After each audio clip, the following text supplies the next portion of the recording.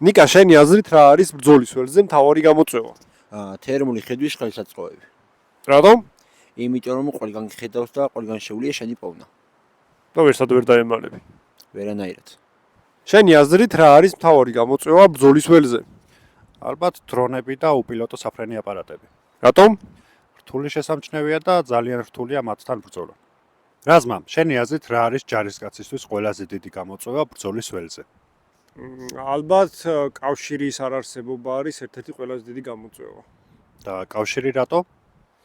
კავშირი ძალიან მნიშვნელოვანია, იმიტომ რომ შეიძლება გვერდზე დანაყოფის არსებობის შესახებ საერთოდ არ იცოდე და უბრალოდ გადაეყარო შენს თანამებრძოლს და უბრალოდ ბრძოლაში ჩაერთოდ მხოლოდ იმის გამო, რომ კავშირი არა გაქვს და არ იცი უბრალოდ მათი იქ ყოფნის არსებობის შესახებ.